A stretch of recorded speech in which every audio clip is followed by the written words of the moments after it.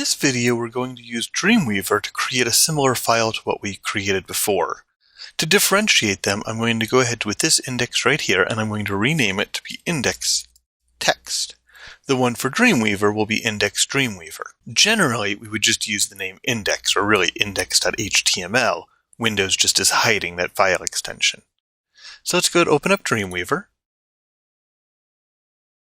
And I'm going to click on HTML to create a new HTML file. I could also use the File New dialog, File New, and then blank page HTML. But I'll just click right here on HTML, and we'll see that we have an interface that's a lot more complex than what we had with Notepad or with TextEdit. Up here, we have different workspaces. I can click on Design. I can click on Extract.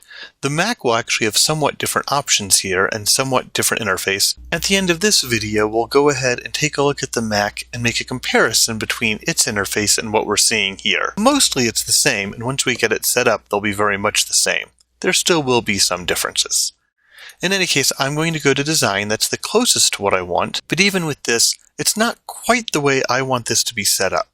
We have different panels. We should have the Property panel down here. We'll have Files up here, but I want different panels in different places. There are different tabs here to get to different panels. What I can do is I can get any one of these tabs and drag it around. For instance, the Insert panel I can drag around. If you don't see the Insert panel, you can go to the Window menu and click on Insert. It will take you right to it. Even if it's closed, it will open it up. I'm going to get Insert and just drag that tab. I could just drop it and leave it here in the middle or move it to the top or bottom of the left of the screen. Where I want it is at the top, where I get that blue line.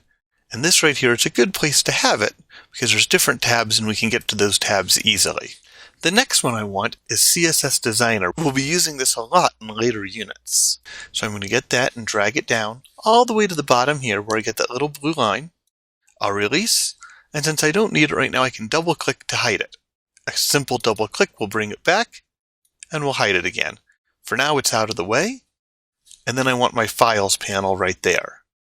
This right here is pretty much what I want. We can have assets and snippets. If you don't have those, we could always get those later. We're not going to be using them for right now. They're not hurting anything, though. Once you have it as you like it, you could then go back up to this menu and create a new workspace. Just click on it right here, and I'm going to call this Class, and click OK. From then on, now that I have this saved, if it gets into a different look, say if I reset the design, there it is, I could always go into Class and get it back. Even if things get moved around, I could always go back and say Reset Class, and it will be exactly as I want it to be. The other thing we'll see is I have code right here. This is the code of a new document.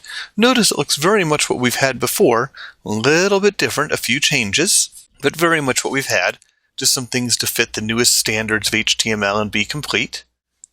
And I have my code on the top and my view right here, my design view, if I type in Hello World, at the bottom. Well, yours might not look like that. If you go to View, there's Split Vertically as an option. It might be left and right. You could even have it be Design View on the left. I like to have my design view at the bottom and my code view at the top. We could look at just code though sometimes. We want to do that. We could have it split like it was before, or we could have the design view. With the design view, there's also something called the live view. We won't be using that much, but it's nice to know it's there. I'm going to leave this as split. Now when we want to go ahead and work with our file, we have it right here, and we could work with it sort of like you would in Microsoft Word. Select the word. Notice it selects it also here in the code, but I selected it down here in my design view. I could hit B, which is for bold, but it actually adds that strong tag that we talked about before. And I'll hit Enter at the end of that, and let's see what happens in the code. As soon as I hit Enter, it creates a paragraph right here, has the end paragraph, and it's created a new paragraph right here. I could then get my web.gif and drag it right in.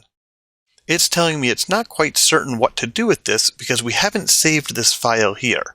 So when I click on it, it's giving me a full path to it. File, / the C drive.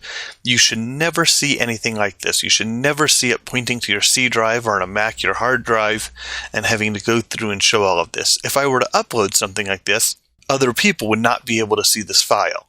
If I save this though, File, Save, I'll save it on the desktop, and I will call it Index Dreamweaver. Hit Save. Now it's automatically changed just to have the source be web.gif. There it is. It set the width and the height automatically, and it has alternate text. Well, what is alternate text? That is for screen readers, for people who have vision problems, but it's also for search engines. So Google and Bing and other search engines like that, they want to know what this is right here, this image, so they can help list your site. So I'm going to go ahead and click right in here and type in spiderweb. When I click back onto here, it updates it automatically.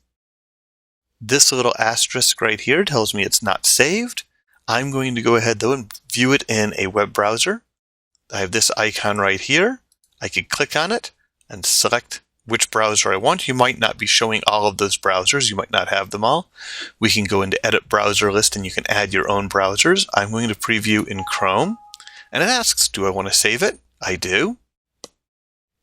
And there it is. It looks good, except it says Untitled Document right there.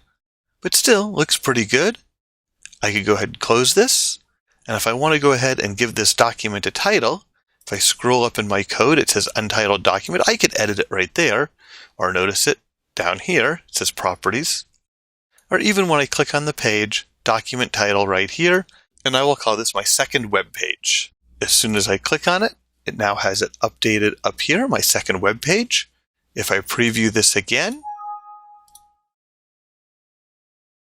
as soon as it loads, my second web page. We could then close this right here, and we are done with this page right here. I do want to look at some of the ways this is a little bit different on a Macintosh. Here I am on the Macintosh. It looks very much the same. There are some differences. When I go to preview, instead of the icon being way over here on the right, it's right here on the left-hand side. I mentioned it briefly before, but with Code, Split, and Design, those are separate buttons. They have a Live button right there instead of combining the Design and the Live. No harm done really, but they do combine them. They also have, notice when I click on the page, it doesn't say title down here.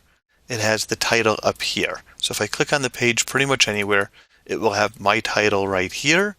There's also this icon right here. We didn't look at that, but we'll be using it later on the Windows side. That also would be on the right-hand side. One other difference is instead of having the same options here, the workspaces, they have compact and expanded. You can start with either one, drag things around, just like you could on Windows, drag things around, move them around to wherever you want them, and then save it as class, and we can go back. I have my CSS Designer there. I have my insert across the top, and it works very much the same as what we had in Windows.